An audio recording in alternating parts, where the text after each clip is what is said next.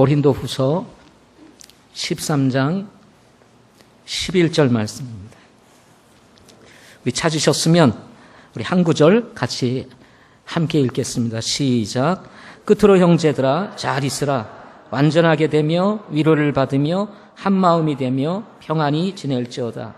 사랑과 평강의 하나님께서 너희와 함께 계시리라. 아멘. 기도하시겠습니다. 살아계신 아버지 하나님, 저희들 2부 예배로 모여서 또 예배합니다. 한 주간의 삶을 통해서 우리가 만난 하나님을 예배를 통해서 승화시켜 우리 하나님께 영광 돌리는 귀한 시간 되게 해 주시옵소서. 또 아버지 하나님, 오늘 이 예배를 통해서 하나님께서 우리에게 주시는 말씀을 우리 모두가 마음을 열고 받게 하사 정말 오늘 꼭 하나님의 말씀을 듣고 구원받아야 될 분들은 구원받게 하시고 또 힘을 얻게 하실 분들은 힘을 얻게 하시고 위로를 얻으실 분들은 위로를 얻게 하시고 변화가 필요한 분들은 변화를 허락하여 주시옵시고 또 하나님 앞에 자신을 드리기로 헌신해야 될 분들은 하나님 앞에 헌신하는 귀한 시간 되게 해 주시옵소서. 성령 하나님께서 각인의 심령 가운데 역사하시기를 원하올 때 우리 주 예수 그리스도의 이름으로 기도하옵나이다. 아멘. 오늘 말씀의 제목은 마지막으로 남기고 싶었던 말이라는 제목으로 말씀 같이 나누도록 하겠습니다. 종종 우리 교회의 형제들이, 이제 청년 형제들이 나이가 되어서 군대를 갈 때가 있습니다. 잠시의 이별이지만 예전 군대 같으면 3년씩 가다 보니까 아주 군대 가면 죽으러 가는 줄 알고 사실은 이별을 할 때 부모와 자녀 간에 눈물을 흘리고 막 그랬습니다. 지금은 2년도 채 되지 않는 군대를 가다 보니까 가면 금방 오는 것 같은 그런 느낌이 있고 또 지금은 교통도 많이 발달되고 또 군대 여러 가지 조건들도 많이 이렇게 완화가 되어서 쉽게 이제 자녀들이 군대 갔다든지 또 친구들이 군대를 가게 되면 또 이렇게 방문도 하게 되고 얼굴도 보고 돌아올 수 있는 이런 기회들이 많이 주어졌습니다. 과거에는 교통도 발달이 되지 않고 그래서 한번 가면 가기도 어렵고 오기도 어려운 그런 상황이었습니다. 그래서 우리 자녀들이 군대를 가게 되면 부모님들이 가면 죽는 줄 알고 그냥 막 가슴 아파하고 울고 막 이런, 그러다가 휴가 한 번 오면 얼마나 반가웠습니까? 그죠? 근데 요즘도 여전히 형제들이 군대를 가게 되면 우리 청년부 내에서 군대 가는 형제를 위해서 꼭 남기고 싶은 말 한마디씩 롤링 페이퍼를 통해서 이렇게 적어가지고 이렇게 전달을 합니다. 롤링 페이퍼를 적지 않으면 또 이렇게 모여 앉아가지고 꼭 하고 싶은 말 한마디씩 군생활 기간 동안 우리가 헤어져 있는 동안 마음에 두고 어렵고 힘들 때 꼭 기억하면서 위로를 얻고 힘을 얻을 수 있는 말 한마디씩 이렇게 던지곤 하는 것을 우리가 보게 됩니다. 그러시죠? 오늘 말씀도 바울이 고린도 교회 성도들을 향해서 남기는 마지막 고별사와 같은 말이라고 할 수가 있습니다. 오늘 본문에 보면 끝으로 형제들아 잘 있으라 하는 말이 있습니다. 여기 잘 있으라. 이 잘 있으라는 말이 영어로 farewell이라고 하는 단어인데요. 이 단어는 단어 사전을 찾아보면 안녕, 잘 있어라 또는 이별, 작별 또는 고별사 이런 뜻을 가지고 있는 단어입니다. 따라서 바울은 고린도 전서와 후서를 마치면서 마지막으로 사랑하는 형제들에게 남기고 싶은 말을 오늘 11절에서 우리에게 남기고 있다 이렇게 말할 수가 있는 것입니다. 여러분도 잘 아시겠지만 고린도 교회는 바울의 사역을 통해서 세워진 교회였습니다. 그래서 바울에게 있어서의 고린도 교회는 마치 아버지와 자녀의 관계였다고 할 수 있습니다. 그래서 고린도전서 4장 15절에 보면 그리스도 안에서 1만 스승이 있다 해도 아버지는 많지 아니하니 그리스도 예수님 안에서 복음을 통해 내가 너희를 낳았음이라 하고 바울에 의해서 이 고린도 교회가 세워졌다는 사실, 그리고 고린도 교회의 영적인 아비는 바로 바울 자신이라는 사실을 고린도 교회 성도들에게 밝히는 것을 보게 됩니다. 따라서 고린도 전서와 후서를 기록했을 때 이 편지를 쓰고 있는 이 바울에게 있어서는 마치 아비와 같은 심정을 가지고 이 고린도 전서와 후서를 썼다고 볼 수가 있는 것입니다. 이 고린도 후서를 쓸 때 바울은 빌립보에 있었습니다. 아직 감옥에 갇혀 있지는 않았던 것 같습니다. 왜냐하면 고린도 전서후서가 옥중서신은 아니니까. 그렇지만 바울이 빌립보 땅에서 이제 감옥에 갇히게 되고 참 고난 속에 들어가지 않습니까? 따라서 어찌 보면 고난의 땅 빌립보에서 고린도를 바라보면서 그리고 고린도 교회에 사랑하는 형제 자매들을 바라보면서 이 바울이 고린도 후서를 써서 이제 보내는 그런 장면을 우리가 한번 연상해 보면 좋겠습니다. 그리고는 이제 12장을 마치고 그리고 13장을 써나가면서 이제 마무리 끝을 지금 맺어야 되는 이런 상황 속에서 11절에 지금 오늘 본문을 지금 말씀하고 있는 것입니다. 여러분도 잘 아시겠지만 이제 모든 것을 뒤로 하고 마지막 남기고 싶은 말 중요하잖아요. 그죠? 예, 마치 전서와 후서를 다 통틀어서 정말 엑기스와 같이 정말 이렇게 종합적으로 정말 이 고린도 교회 사랑하는 이 형제들에게 주고 싶었던 말, 그것이 바로 11절이라고 할 수가 있습니다. 사람은 누구나 종종 이별을 경험하면서 삽니다. 뭐 친구들과의 이별, 뭐 사랑하는 애인과의 이별, 그리고 결혼함과 함께 이제 자녀를 떠나보내는 이별. 뭐 결혼해도 기쁘면서 또 우시는 분들도 있더라고요. 예. 기쁨의 눈물이면서도 또 잘 살까 하는 염려의 눈물일 수도 있고 뭐 여러 가지가 있겠습니다. 또 대학생들은 이제 졸업을 하면서 이제 캠퍼스와의 이별. 또 직장을 다니셨던 분들은 30년, 40년 근무하던 정말 직장을 떠나올 때 그 이별. 군 복무로 인한 이별, 뭐 부모와의 이별 등등의 우리는 많은 이별을 경험하게 됩니다. 때로 우리는 이런 이별을 앞에 두고 중요한 것들을 놓치고 있다라는 생각을 가지고 후회함을 우리가 느낄 때가 종종 있습니다. 그죠? 막상 떠나보고 보면 좀 잘해줬어야 되겠는데, 그리고 꼭 하고 싶었던 이야기들을 남기지 못한 아쉬움, 뭐 이런 것들을 우리가 경험하게 됩니다. 따라서 사람들은 떠남을 앞에 두고 더욱 진지해지게 됩니다. 더군다나 사랑하는 사람과 이제 떠나게 된다는 생각을 가졌을 때 오는 마음은 더욱 더 진지해질 수가 있는 것입니다. 그냥 보낼 수 없어서 하고 싶은 말, 남기고 싶은 이런 마음이 지금 바울의 심정이었을 거다. 그런 생각을 가져봅니다. 여러분 어떻습니까? 사랑하는 형제와의 이별을 앞에 두고 떠남을 앞에 두고 여러분들은 어떤 말을 남기고 싶습니까? 바울을 통해서 하나님은 우리에게 이 음성을, 이 말씀을 주시고 계십니다. 마치 고린도 후서를 마치면서 고별서와 같은 마음, 같은 말씀. 이것을 고린도 교회 성도들뿐만 아니라 오늘 이 말씀을 읽고 있는 우리들에게 주시는 말씀이라고 할 수가 있습니다. 어떤 말씀일까요? 첫째, 완전하라 하는 말씀입니다. 우리는 다 모두 연약한 존재입니다. 인격적으로나 정서적으로나 신체적으로 우리는 모두 연약함을 지니고 살아갑니다. 고린도 교회를 향해서, 고린도 교회 성도들을 향해서 가지고 있었던 바울의 기도 제목이 있었습니다. 그것이 무엇이었을까요? 고린도후서 13장 9절 말씀에 나옵니다. 한번 보시겠습니까? 고린도후서 13장 9절. 같이 한번 읽어보겠습니다. 시작. 우리가 약할 때에 너희가 강한 것을 우리는 기뻐하노라. 또한 우리는 이것 즉 너희의 완전함을 바라노라. 고린도 교회 성도들은 매우 연약했습니다. 바울이 바라볼 때에 정말 연약한 투성이었다고 볼 수가 있습니다. 이런 고린도 교회의 형제들을 바라보면서 바울이 가지고 있었던 기도 제목, 그것은 연약함을 넘어 완전함으로 나아가는 것이었습니다.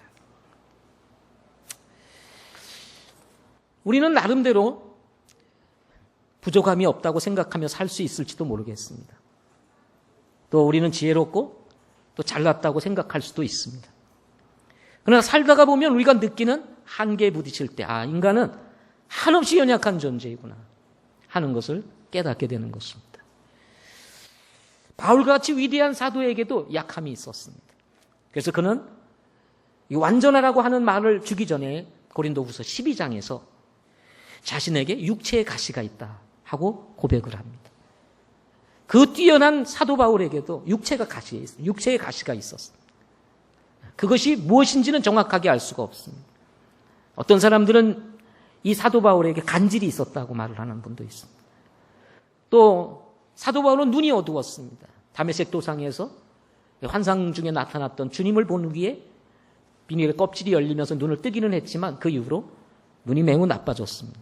그래서 그는 글씨를 쓰더라도 아주 크게 글씨를 써야만 했었습니다. 갈라디아서 같은 경우는 크게 써서 보낸 편지이기도 합니다.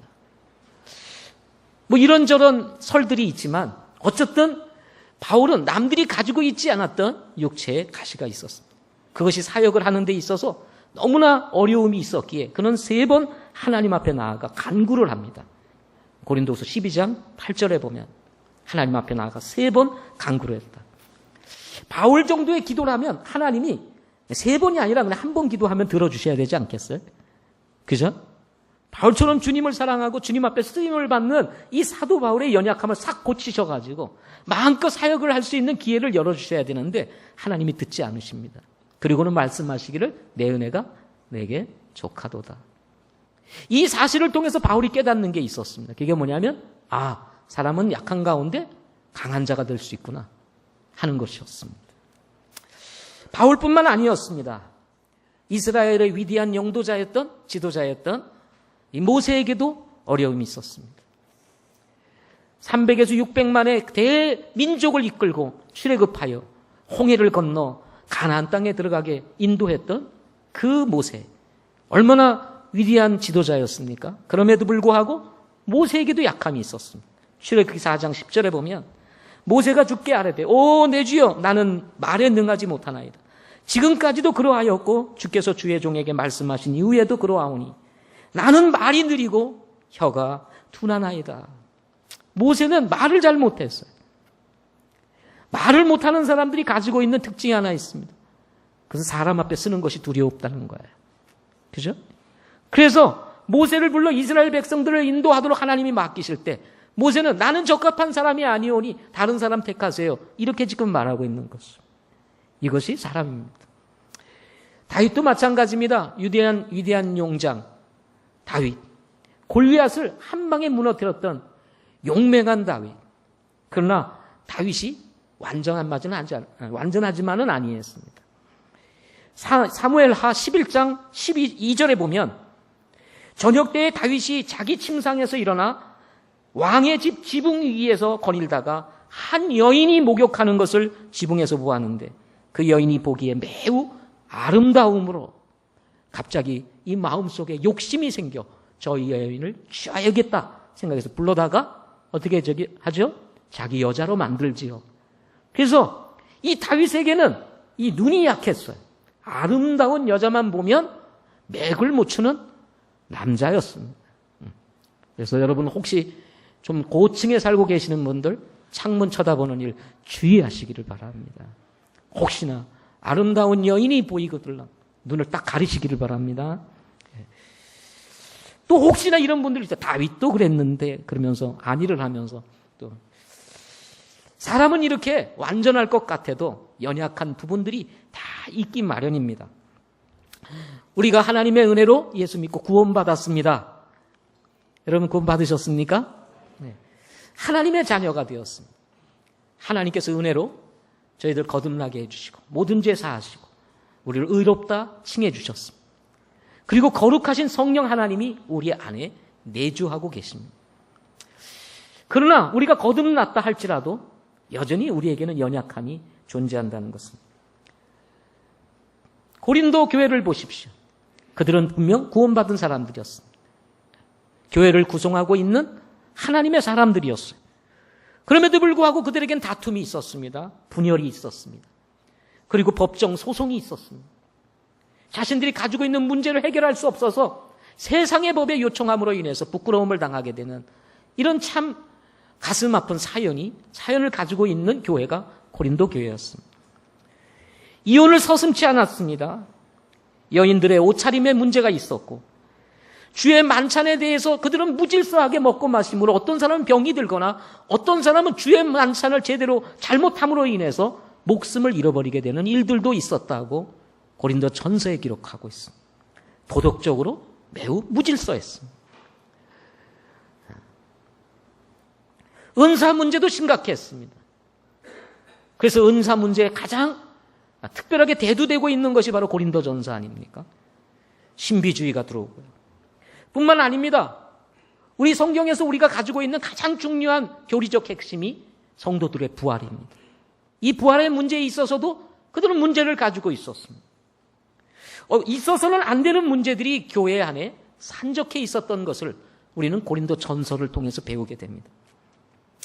이렇게 연약한 문제를 가지고 있었던 고린도 교회 성도들을 바라보면서 바울이 이제 두 번째 서신을 마치면서 사랑하는 형제들에게 남기고 싶었던 말, 그것이 바로 완전하게 되라 하는 이 말씀이었던 것입니다. 고린도 교회 성도들은 세상 사조에 잘 흔들렸습니다. 새로운 것이라면 잘못된 것이라 할지라도 그것을 쉽게 받아들이는 얇은 귀를 가지고 있었습니다. 이런 연약한 형제들에게 바울은 떠남을 앞에 두고 그리고 이 고린도 후서를 마치면서 사랑하는 형제들에게 완전하게 되라 하고 권면하고 있는 것입니다. 지금 이 시대를 사는 우리 성도들에게 다시 오실 주님을 바라보면서 남기고 싶은 말 한 가지가 있다면, 세상의 사주에 너무 쉽게 흔들리며 트렌드에 쉽게 흔들리며 문화에 쉽게 밀려가고 있는 우리의 모습을 보면서 만약에 사도 바울이 살아있다면 우리에게 남기고 싶은 말 하나, 그것은 무엇일까요? 완전하게 되라 하는 것이 아니었을까 생각해 봅니다. 여기 완전하게 되라는 의미는 정비하다, 바로잡다라고 하는 뜻을 가지고 있는 단어에서 왔습니다. 이 단어는 마가복음 1장 19절에서 보면 그물을 깁는 것을 묘사할 때 사용했습니다. 고기를 잡다 보면 그물이 찢어집니다. 찢어진 그물을 다시 잇는 거예요. 찢어진 그물 가지고 고기 잡으면 어떻게 되죠? 다 도망갑니다. 빠져나갑니다. 다시 그물을 기어서 고기가 도망가지 못하도록 완전한 그물을 만드는 거예요. 이것을 읽고서 너 왜 그물 깁니? 이렇게 말할 사람이 누가 있겠습니까? 당연히 찢어진 그물 깁는 것이 자연스러운 것 아니겠습니까? 갈라디아서 6장 1절에서는 이 단어를 잘못을 저지른 형제를 교정하는 그런 것을 묘사할 때 사용했습니다. 형제가 잘못했을 때 그 형제를 바로잡고 바른 믿음의 길을 갈 수 있도록 도와주는 단어, 이것이 바로 완전하게 되라 하는 단어인 것입니다. 헬라의 저술가들은 이 단어를 몸의 사주와 관절이 정확하게 맞물리는 것을 일컬을 때 사용했다고 합니다. 여러분, 우리가 사지가 뒤틀려요. 그러면 우리가 기능을 제대로 할 수가 없죠. 그죠? 그래서 뒤틀린 이 사지를 바로잡고 정상적으로 돌이킬 때 우리가 정상적으로 건강하게 생활을 할 수 있는 것과 같은 것입니다. 뼈가 어긋맞습니다. 그러면 이게 잘 움직일 수가 없는 거예요. 저는 가끔 이렇게 걷다가 보면 이 뼈가, 이 무릎에 이 뼈가 잘 안 맞는 것 같은 느낌이 있을 때가 있어요. 그러면 이게 아파요. 뭔가 이렇게 안 좋습니다. 그러면 한참 이렇게 움직이다 보면 제대로 맞아요. 그러면 그런 고통이 없이 이렇게 다시 걷게 되는 것을 느낄 때가 종종 있습니다. 뼈가 어긋맞으면 여러분 할 수 없어요. 아무것도 할 수가 없습니다. 이 어긋맞은 뼈를 다시 제자리로 돌리는 거예요. 뿐만 아니라 이 단어는 깨어지고 어긋난 것에 재조립되는 것을 일컬어서 사용되기도 했다고 합니다. 깨지고 어긋난 것, 이것을 재조립해서 바로 조립하는 거예요. 이럴 때 사용하는 단어, 완전하게 되라 하는 것입니다. 다른 말로 얘기하면 조화롭고 효율적인 기능의 회복이라고 말할 수가 있는 것입니다. 우리가 신앙생활을 하다가 보면 우리가 삶이 흔들릴 때가 있고 신앙의 질서들이 무너질 때가 있습니다. 하나님과 나와의 관계가 삐그덕거릴 때가 있습니다. 내가 믿는 신앙과 나의 삶이 맞지 않아서 삐그덕될 때가 있어요. 이래서는 안 되는데 하면서도 이것을 맞추지 못한 채 계속해서 살아가는 이런 일들이 우리에게서 일어나고 있지 않습니까? 이런 사람들을 두고, 이런 고린도 교회 성도들을 두고 지금 사도 바울이 남기는 말인 것입니다. 완전하게 되라. 그렇다면 어떻게 우리가 완전함으로 나아갈 수 있을까요? 간단합니다. 완전하신 주님께로 가는 길인 것입니다. 바울은 고린도후서 12장 9절에서 자신의 연약함을 두고 이렇게 주님 앞에 고백합니다. 그분께서 내게 이르시되 내 은혜가 내게 족하도다. 나의 강한 능력은 약한 데서 완전해지느니라 하셨느니라. 그러므로 내가 오히려 크게 기뻐하며 나의 연약한 것들을 자랑하니니 이것은 그리스도의 권능이 내 위에 머무르게 하려 함이라. 내 은혜가 내게 족하도다. 나의 강한 능력은 약한 데서 온전해짐이니라. 바울은 자신의 약함 속에서 하나님을 의지하는 법을 배웠습니다. 하나님께 나아가는 법을 배웠습니다. 완전하신 하나님께 나아가자 자신의 약함이 가리워지고 하나님의 그 강한 능력이 자신에게 임하는 것을 보면서 인간은 약한 데서 완전해지는구나 하는 것을 발견하게 된 것입니다. 사람은 누구나 연약함을 느끼고 살아갑니다. 한계를 느끼며 살아갑니다. 그 한계 속에서 좌절하고 절망을 느낄 때가 있습니다. 이때 우리가 그 좌절과 절망으로부터 벗어날 수 있는 비결이 어디에 있습니까? 그것은 완전하신 주님께로 나아가는 거예요. 그분을 의지하는 것입니다. 그분을 만나는 거예요. 그분의 통치 아래 머무는 것입니다. 그럴 때 우리는 연약함을 가리움받고 우리가 완전함을 경험하게 되는 은혜를 입게 되는 것입니다. 따라서 우리는 약하다고 느낄 때, 부족하다고 느낄 때, 힘이 없다고 느껴질 때, 내가 무엇을 하겠다고 생각하기 이전에 우리의 주님이시여 우리의 구원자이신, 우리의 완전하신 주님, 우리의 하나님이신 그분께로 나아갈 수 있는 지혜가 우리 모두에게 있기를 소망합니다. 이런 찬송이 있습니다. 완전하신 나의 주, 의의 길로 날 인도하소서. 행하신 모든 일 주님의 영광 다 경배합니다. 예배합니다. 찬양합니다. 주님만 날 다스리소서. 예배합니다. 찬양합니다. 주님 홀로 높임 받으소서. 완전하신 주님 앞에 나아갔습니다. 온전한 예배, 온전한 찬양을 주님 앞에 올려드리며 주님께 정말 찬양과 영광으로 하나님께 올려드릴 수 있는 이 삶, 그것은 바로 완전하신 주님으로부터 우리가 인도함을 받기 시작할 때 시작되는 것입니다. 여러분, 연약함 때문에 힘들어할 때 있으시죠? 우리는 그때 주님을 바라봐야 되는데 주님은 제쳐놓고 내가 무엇을 해보겠다고 자꾸 애를 쓰다 보니까 더 연약함 속으로 빠져들 때가 있는 것입니다. 여러분, 주님 의지하시기를 바랍니다. 두 번째로는 위로를 받으라고 말합니다. 위로하는 것이 아니라 위로를 받으라고 권면합니다. 고린도 교회는 상처가 많은 교회였습니다. 이미 교회는 다툼과 분쟁으로 얼룩져 있었어요. 다툼과 분쟁만큼 상처를 많이 남기는 것이 없습니다. 그렇죠? 교회가 싸웁니다. 성도들이 서로 싸웁니다. 그러면 여기 남아있을 사람들이 어디 있겠습니까? 다 상처받고 교회를 떠나게 되는 거예요. 이스라엘과 팔레스타인이 지금 분쟁이 일어났어요. 그래서 서로 포를 쏘고 말이죠. 팔레스타인 자치지구에 사는 사람 2천여 명이 사망을 하고 이스라엘 사람들은 한 60여 명 사망하고 팔레스타인의 수많은 건물들이 포탄에 무너져 내리고 부상자는 10,000명 이상이 가깝고 수만 명이 되고 여러분, 우리 이 땅에서 일어나지 않아서 그렇지 우리가 팔레스타인 자치지구에 지금 살고 있다면 얼마나 큰 상처, 얼마나 큰 아픔, 그야말로 삶이 비참한 그런 모습 속에 우리가 처해 있지 않겠어요? 다툼은 이렇게 우리에게 큰 상처를 남기는 것입니다. 현대 그리스도인들도 상처가 너무 많습니다. 교회 안에 다툼과 분쟁이 끊이지를 않습니다.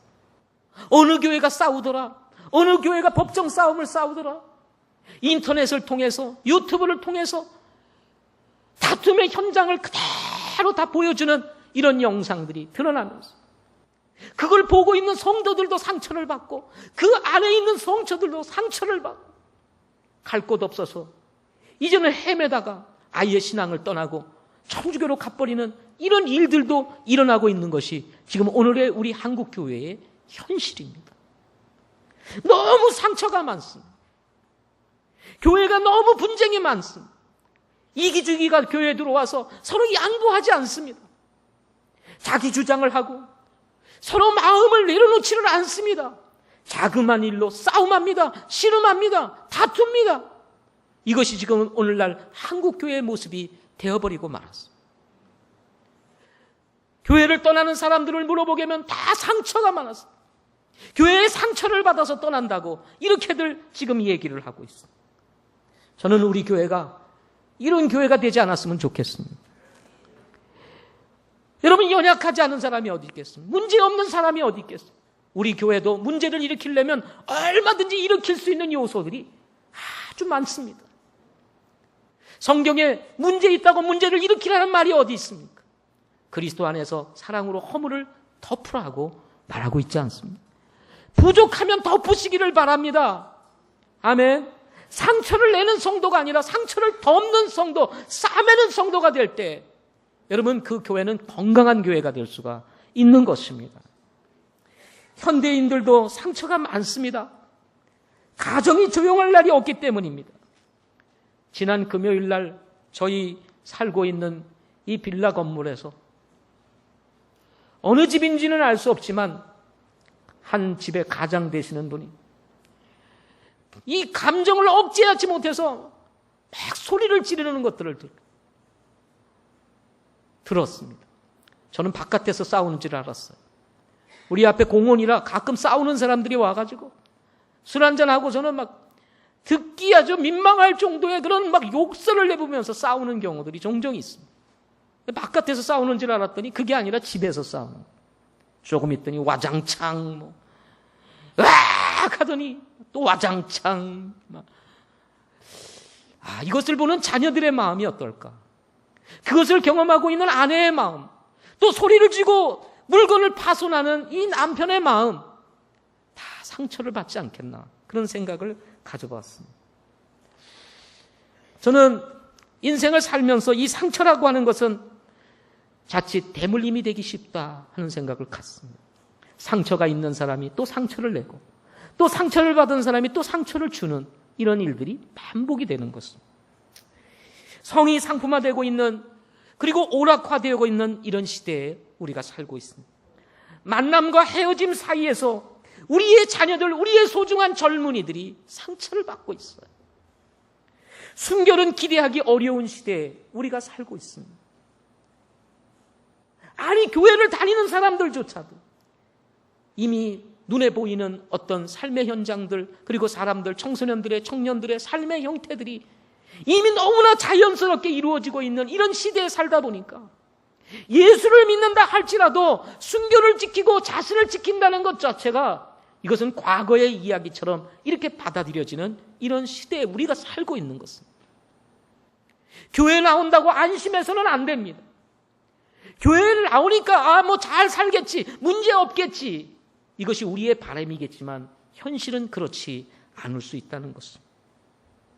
만남과 헤어짐, 어떻게 보면 낭만적인 것 같이 보이지만 이 속에는 수많은 상처들이 우리 청소년들에게, 우리 젊은이들에게 상처를 남기고 있는 만남과 헤어짐이 되고 있다는 사실인 것입니다.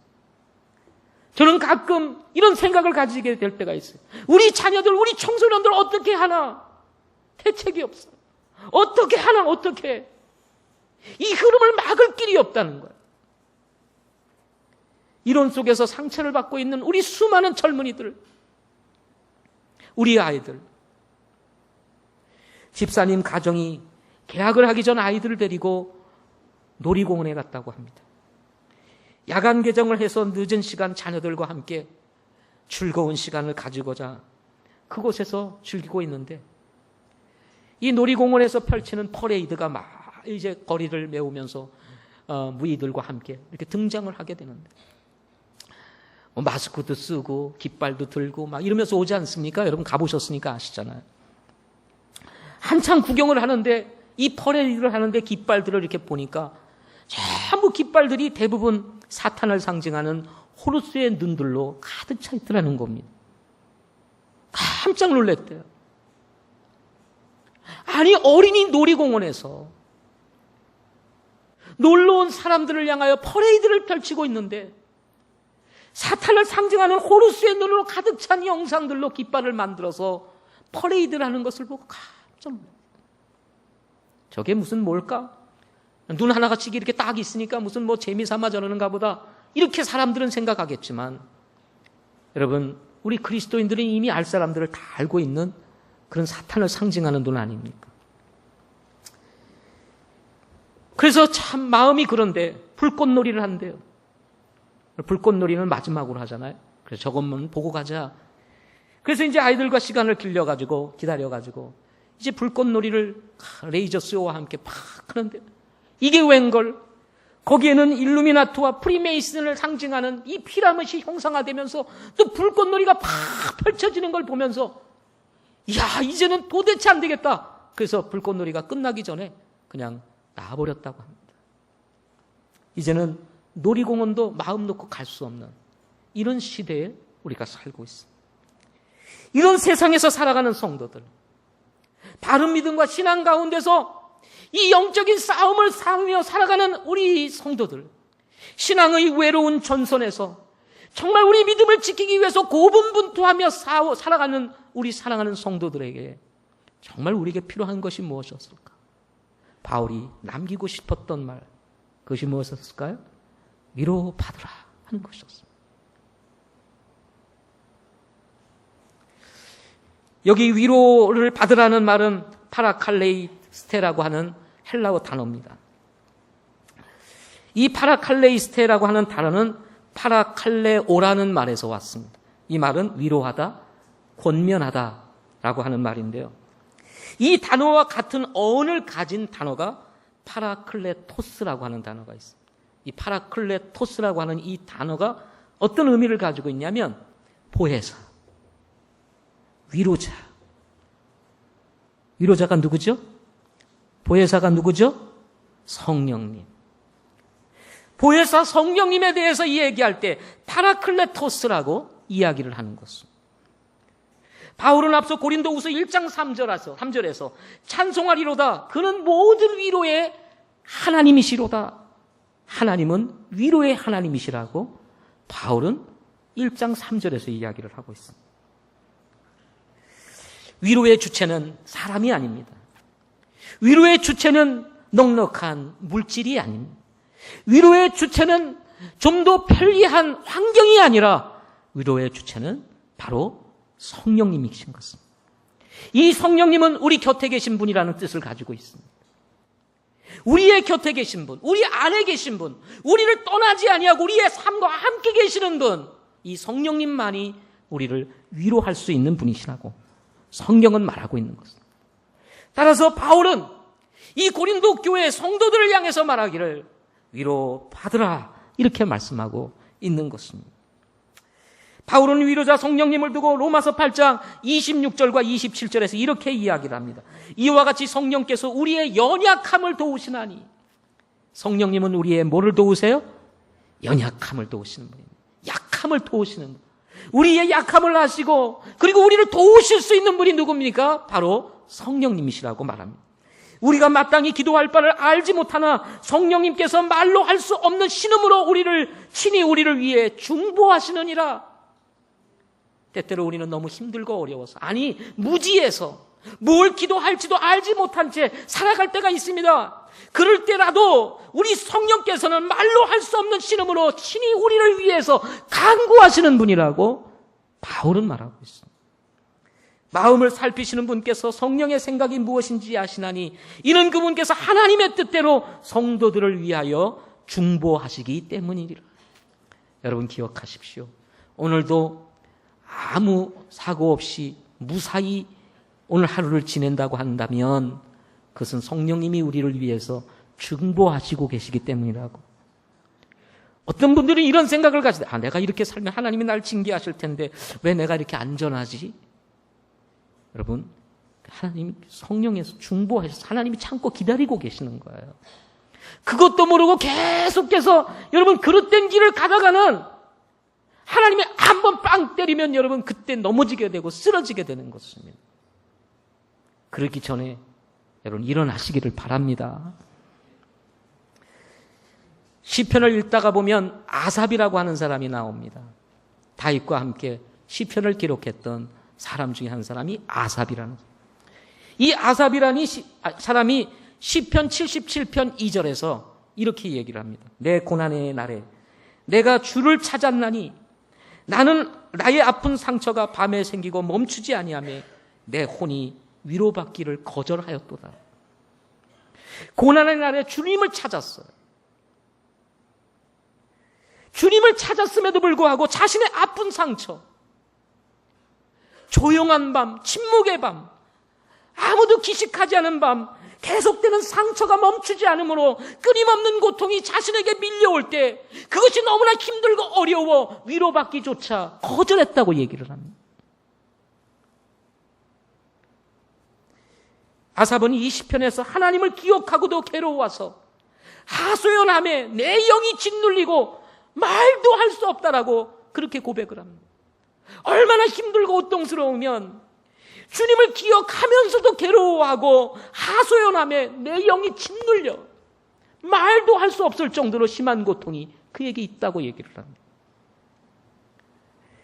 시편 기자는 이런 고통 속에서 오래전 행하신 주님의 기이한 일들을 기억하며 밤에 불렀던 그 행복한 노래들을 생각하며 자신의 마음과 이야기하며 이런 질문을 던져요. 하나님 앞에. 하나님을 기억하면서도 자신이 불렀던 그 행복한 주님을 향한 노래들을 기억하면서 이런 질문을 던져요. 주께서 영원히 버리실까? 그분께서 다시는 호의를 베푸지 아니하실까? 그분의 긍휼은 영원토록 깨끗이 사라졌는가? 그분의 약속은 영원히 끊어졌는가? 하나님께서 은혜 베푸시는 것을 잊으셨는가? 그분께서 분노하사 자신의 친절한 긍휼을 닫으셨는가?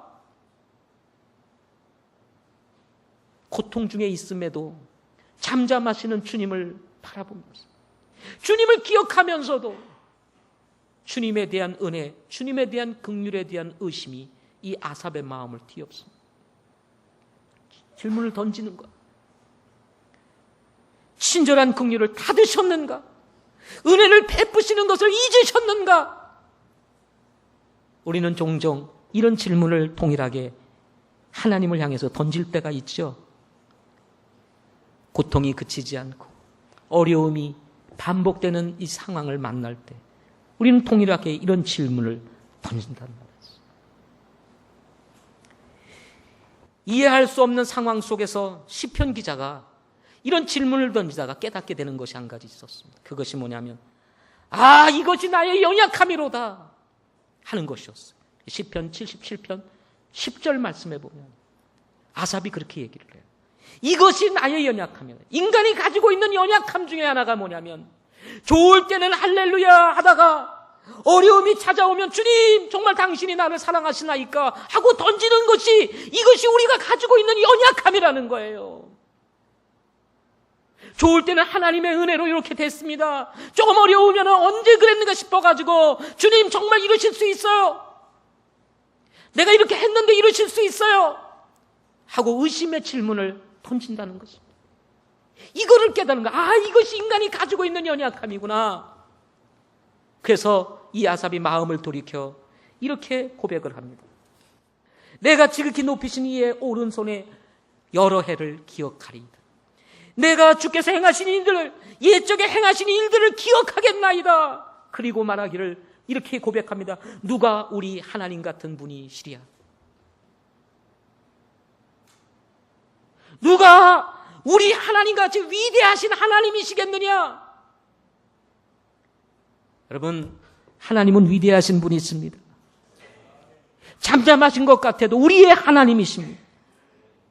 우리가 넘어지고 쓰러질 때 우리를 건져내실 수 있는 분, 우리를 위로하실 수 있는 분, 우리를 도우실 수 있는 분, 아삽의 하나님, 우리의 하나님이신 것입니다. 그는 이어서 말합니다. 이적을 행하시는 하나님, 능력을 백성들에게 밝히 보이시는 하나님, 주의 팔로 주의 백성 곧 야곱과 요셉의 아들을 구속하시는 하나님, 그 하나님이 자신의 하나님이라고 노래하며 그는 다시 한번 힘을 내어 주님 앞에 나아가는 것을 보게 되는 것입니다. 여러분 힘드세요? 여러분 어렵습니까? 여러분 속이 타고 있으세요? 여러분의 마음의 상처가 지워지지 않고 있습니다. 어디 가서 위로받을 수 있겠어요? 어디서 타는 속을 끌 수 있겠습니까? 주님에게로 가시기를 바랍니다. 원망하지 말고 우리 모치님들 같은 경우 이럴 수 있어요. 아이고 팔자야, 내 팔자야. 팔자가 이랬어. 믿으면서도 맨날 팔자 타령하시는 모치님들 혹시 있으시면 회개하시고 어떻게 해요? 주님께 나가시기를 바랍니다. 어떤 사람은 이렇게 말하는 사람이 이게 인생이지. 뭐 인생을 다 깨달은 분처럼. 그러면서 그걸 운명처럼 받아들이며 살려고 하는 사람들이 있습니다. 아니에요. 운명이기 전에 여러분 주님 앞에 나아가시기를 바랍니다. 세 번째로는 한 마음이 되라는 것입니다. 오늘 11절 보면 끝으로 형제들아 라는 말로 시작을 하고 있습니다. 여기 형제들이라는 단어는 아텔포스라고 하는 단어입니다. 이 아텔포스는 접두사인 아와 자궁이라고 하는 어머니의 여자의 자궁이라고 하는 뜻의 텔포스라는 말로 이렇게 합성어가 되어서 나온 단어입니다. 이것을 문자적으로 얘기를 하면 같은 자궁에서 나온 이라는 뜻을 가지고 있습니다. 그래서 여러분 어머니의 자궁에서 나온 사람들을 일컬어서 뭐예요? 형제들이다 이렇게 이야기를 하는 것입니다.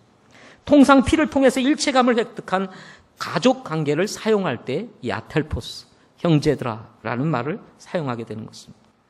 이런 용어가 그리스도 안에서 사용되었다면 우리는 어떻게 해석될 수 있을까요? 이것은 다른 말로 얘기하면 우리가 그리스도 안에서 십자가의 보혈로 하나가 된 우리 믿음의 가족들을 두고 하는 말인 것입니다. 피는 물보다 어떻게 하죠? 약합니까? 진하죠. 피는 물보다 진합니다. 그런데 피보다 더 진한 것이 있어요. 그게 뭐냐면 십자가의 보혈입니다. 십자가의 보혈. 이런 사람들을 두고 우리는 형제들이다 이렇게 말합니다. 여러분 구원 받으셨어요? 십자가의 보혈로 제사함 받으셨습니까? 그렇다면 우리는 뭐죠? 우리는 뭐죠? 형제입니다. 옆에 계신 분, 당신은 나의 형제입니다 하고 인사 한번 하겠습니다. 네.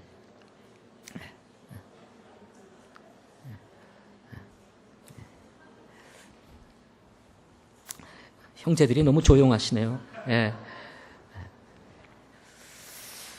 그렇다면 형제 관계에 있어서 가장 중요한 게 무엇일까요? 바울이 이제 두 번째 편지를 마치면서 사랑하는 형제들에게 꼭 남기고 싶은 말이 무엇이었을까요? 여러분들이 자녀를 두고 이제 부모가 어디를 떠나야 돼요. 그럴 때 가장 하고 싶은 말 무엇이겠습니까? 화목해라이 이거 아니겠습니까? 화목해라. 싸우지 말아야. 다른 말로 하나 되라. 그래서 하나 되는 것입니다. 빌립보서 4장 2절에 보면 내가 유오디아에게 간청하며 순두개에게 간청하노니 이것은 그들이 주 안에서 같은 생각을 품게 하려 함이라. 빌립보 교회 성도들의 믿음이 흔들리는 사람들도 있어. 그래서 너희의 믿음을 굳게 하라 하고 얘기를 하면서 한 말이 뭐냐면 같은 생각을 가져라. 그래서 믿음이 굳게 서려면 우리의 신앙이 흔들리지 아니하고 견고하게 서려면 필요한 것이 있습니다. 뭡니까? 같은 생각입니다. 무슨 생각이요? 자, 크게 한번 해보세요. 무슨 생각이요? 같은 생각, 같은 생각. 같은 생각, 같은 마음, 같은 사랑을 가지게 하는 것이 무엇일까요? 저는 그것이 우리가 믿는 교리라고 믿습니다. 교회 안에 우리가 믿는 신앙, 우리가 믿는 교리로 하나가 되지 아니하면 우리의 마음은 분열되게 됩니다. 나뉘어지게 된다는 거예요. 믿음이 다르면 분열이 됩니다. 생각이 다르면 나뉘어지게 되는 거예요. 여러분 부부싸움하는 이유가 뭘까요? 마음이 하나가 되지 않는 거예요. 자기가 믿는 바 생각이 다른 거예요. 서로 주장하다 보니까 싸움이 되는 것입니다. 다툼이 되는 것입니다. 분열이 되는 것입니다. 근데 마음이 딱 일치가 돼요. 그럼 뭐예요? 오케이 되는 겁니다. Yes, sir. 기쁜 거예요. 행복한 거예요. 예, 마찬가지입니다. 정말 우리 교회가 하나가 될 수 있는 가장 중요한 것은 뭐냐? 우리가 믿는 신앙이 통일이 돼야 돼요. 우리가 믿는 교리에 대한 일치감이 있어야 된다는 것이죠. 이런 의미에서 고린도후서 6장 17절은 우리에게 중요한 말씀입니다. 주가 말하노라. 그러므로 너희는 그들 가운데서 나와 분리하고 부정한 것을 만지지 마라. 잘못된 것들과 섞이지 말라는 거예요. 믿는 자와 믿지 않는 자, 성전과 우상이 어찌 일치가 될 수 있으리요? 그러니 그들과 분리해서 나오라. 이렇게 이야기를 하는 것입니다. 고린도 교회 안에 불연이 일어나게 되었던 가장 중요한 원인이 무엇일까요? 그것은 잘못된 교리가 고린도 교회 안으로 들어갔기 때문인 거예요. 그게 핵심입니다. 고린도 교회 안에 분열이 일어났던 가장 중요한 원인, 문제가 일어났던 그 많은 문제들이 일어났던 가장 중요한 이유가 뭐냐면 잘못된 교리, 잘못된 사상이 고린도 교회 안으로 들어갔기 때문이라는 것입니다. 영지주의와 같은 이런 당시 헬라 사상이 기독교로 포장돼서 들어감으로 인해 가지고 코린도 교회 안에 문제가 생기게 됩니다. 그래서 교회의 역사를 보게 되면 교리가 다르게 되면 나뉘어지는 것이 계속 반복되는 것입니다. 왜 우리가 천주교와 대립합니까? 천주교는 바른 믿음을 가지고 있지 않기 때문에 그렇습니다. 겉은 화려하고 선을 가장하고 평화를 가장하지만 거기에는 무서운 음모들이 있다는 것을 여러분 아십니까? 이것은 밝혀지지 않은 것이지만 타이타닉호가 침몰한 것은 예수회의 산 일이다. 뭐 이런 이야기도 있습니다. 세월호가 침몰한 것도 교황이 오기 전 타이타닉호가 침몰했던 그 날짜에 세월호가 침몰했다는 거예요. 이게 우연일 수 있을까?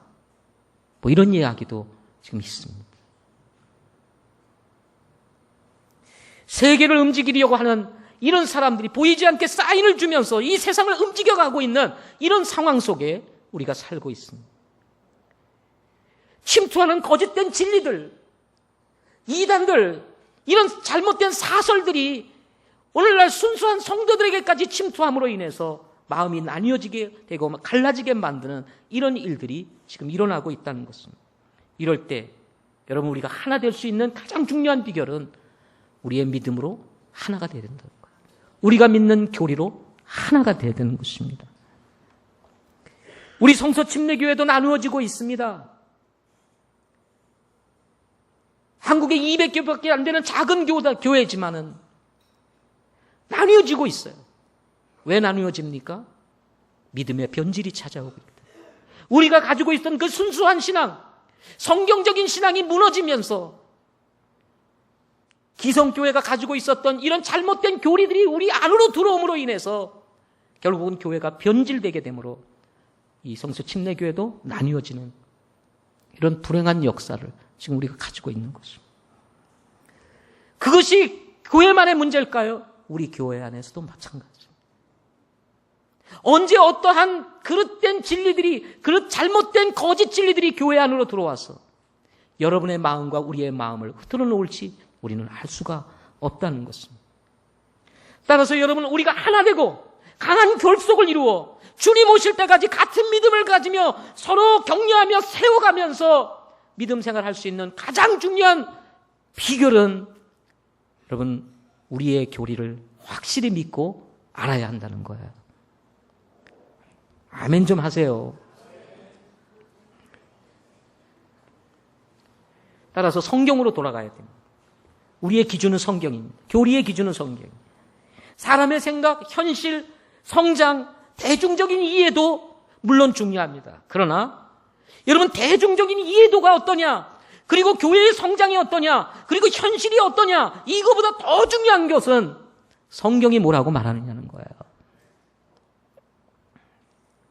만약에 우리가 하나님을 믿는다고 하면서, 성경을 믿는다고 하면서 성경과 다르게 하는 것은 그 자체가 모순이고 그 자체가 위선인 것입니다. 그래서 우리는 침례를 베푸는 것입니다. 아멘. 성경은 세례를 얘기하고 있지 않아요. 성경은 침례를 얘기하고 있어요. 정확하게 침례예요. 세례가 아니에요. 세례는 천주교로부터 온 것입니다. 종교 계획을 통해서 그것을 그대로 받아들인 것이 세례예요. 우리 주님께서 침례를 얘기했다면 우리는 사람이 바꾼 세례를 받을 것이 아니라 반드시 침례에 순종해야 되는 것입니다. 아멘. 구원을 받았다고 받았는데 사실은 구원이 아니었어요. 그러면 어떻게 됩니까? 다시 예수님을 영접했어요? 그러면 다시 침례 받아야 되는 것입니다. 침례는 구원받은 사람이 받는 거예요. 그래서 구원받기 전에 받은 침례, 그러니까 목욕한 거예요. 목욕한 거. 한번 폼 잡은 겁니다. 그러나 진짜 구원을 받았어요? 그러면 다시 침례를 받아요. 우리 집사람이요, 사모가 된 이후에 구원을 받았어요. 구원받은 줄 알았더니 구원이 아닌 거예요. 내가 보니까 이 양반이 겉으로는 천사인데 이 속으로 변화가 안 돼요. 이 사람이 왜 이렇게 그냥 고집은 또 되게 세요. 이 천씨 고집도 센데 이씨 고집은 또 엄청 세더라고요. 잘 안 바꿔요. 그래서 왜 그러나 나도 이해가 안 됐어요. 근데 어느 날 하나님 앞에 자신을 돌아보면서 자신이 변화되지 않는 것을 보면 자 이제 구원의 문제가 있구나 하고 심각하게 고민을 시작했어요. 구원 안 받은 거예요. 이 문제 때문에 아주 고민을 많이 했습니다. 그러다가 로마서를 읽다가 자신의 진짜 문제가 무엇인지를 다 깨닫고 예수님 영접하고 구원받았어요. 구원받았으니까 그 전에 받았던 침례는 어떻게 됐죠? 그건 아무것도 아닌 거죠. 무효. 그래서 다시 받았습니다. 사모님이 그렇게 창피하게 그걸 다시 받냐 뭐 이렇게 생각할 수 있잖아요. 그게 창피한 문제가 아니에요. 진리의 문제입니다. 그래서 다시 침례, 모든 성도들이 바라보는 가운데 이경희 사모님이 침례를 받았어요. 그게 성경입니다. 아멘. 왜 우리가 흠정역을 씁니까? 개역 성경도 있고 여러 가지 성경인데 우리가 굳이 흠정역 성경을 쓰는 이유가 뭘까요? 많은 분들이 우리 교회를 왔다가 성경이 다르다고 그냥 가버리십니다. 그럼에도 불구하고 우리가 이 흠정역 성경을 쓰는 이유가 뭐예요? 이것이 더 성경에 가깝게, 원문에 가깝게 번역이 되어 있기 때문에 그렇습니다. 아멘. 우리가 적어도 하나님을 배우고 하나님을 알아가는 데 있어서 정확한 성경이 필요하잖아요. 정확한 성경. 할 수만 있으면 정확한 성경이 필요하잖아요. 사람들이 지금 대중이 어떻게 이해를 하고 있고 오늘 한국 교회 성도들이 성경에 대해서 어떻게 이해하느냐보다도 더 중요한 것은 정확하게 번역된 성경 아니냐는 거예요. 그래서 우리는 사람들이 뭐라고 말하든 상관없이 더 성경에 가까운 번역된 이 흠정역 성경을 사용하게 되는 것입니다. 아멘. 방언의 문제도 그렇습니다. 현대교회의 방언은 사실은 이것은 이방 종교로부터 온 방언이라고 해도 과언이 아닙니다.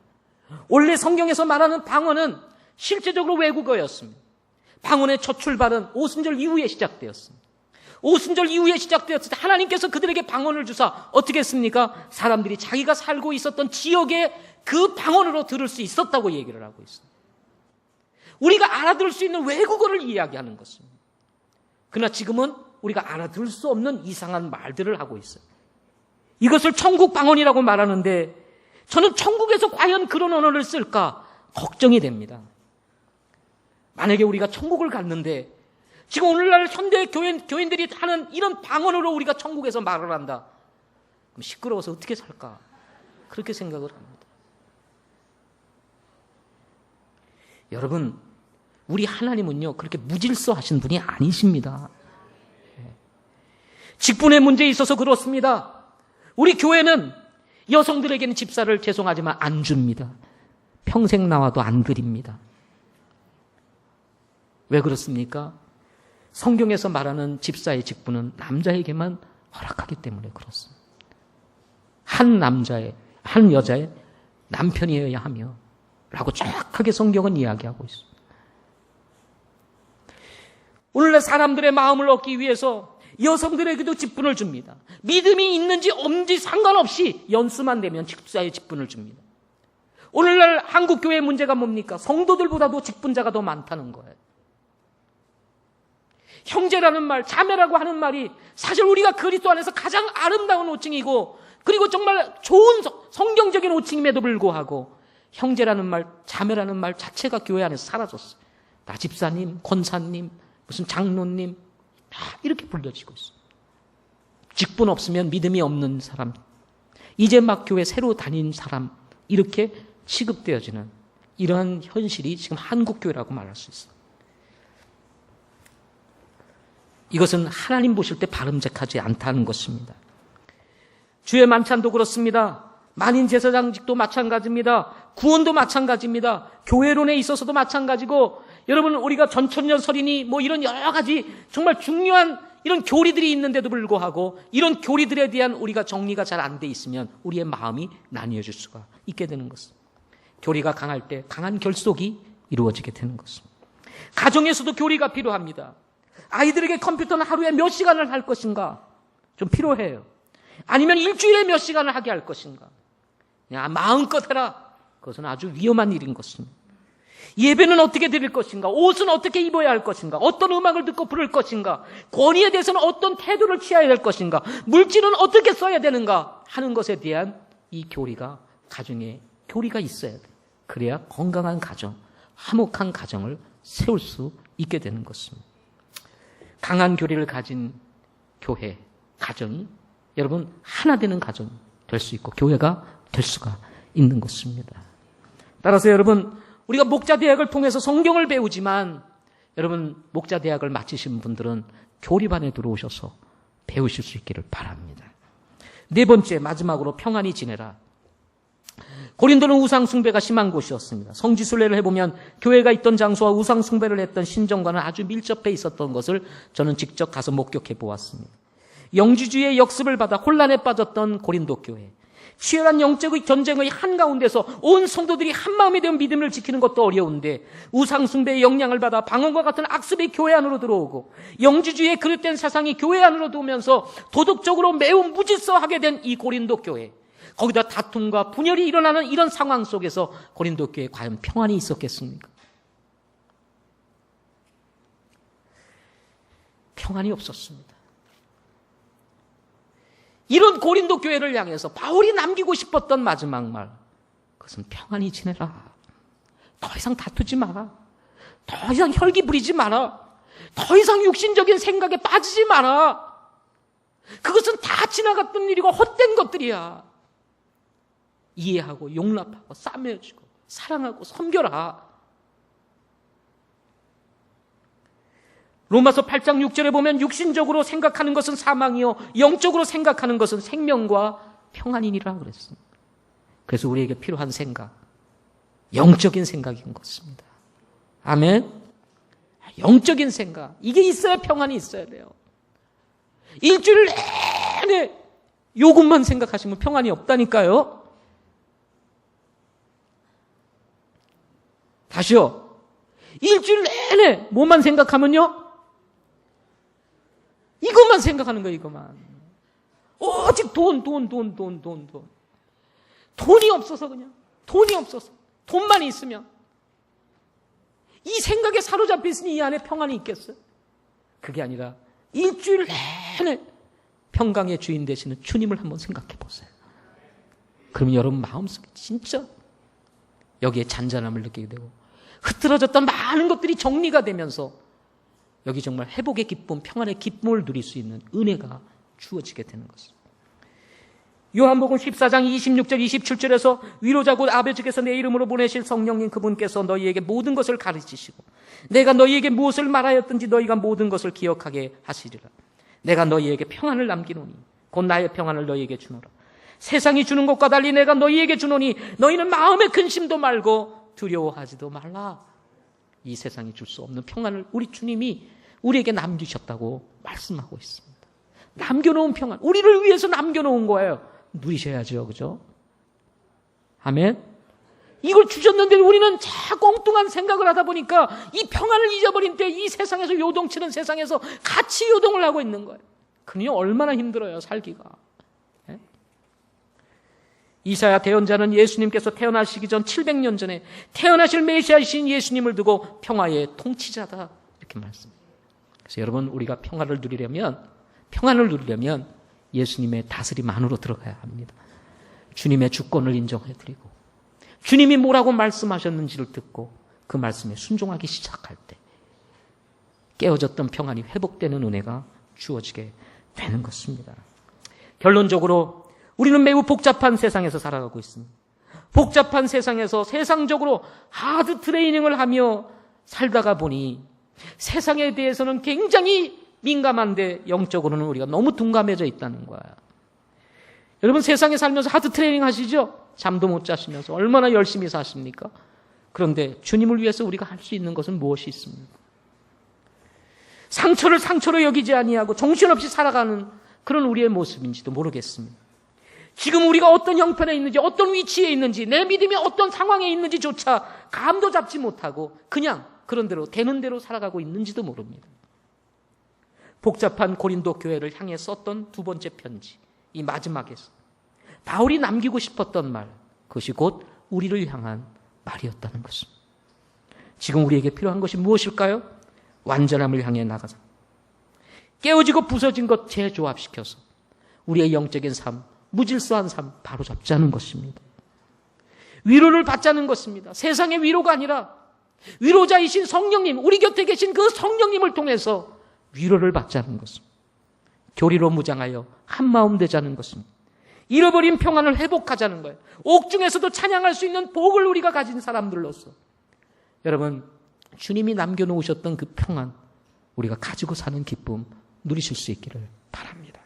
기도하겠습니다.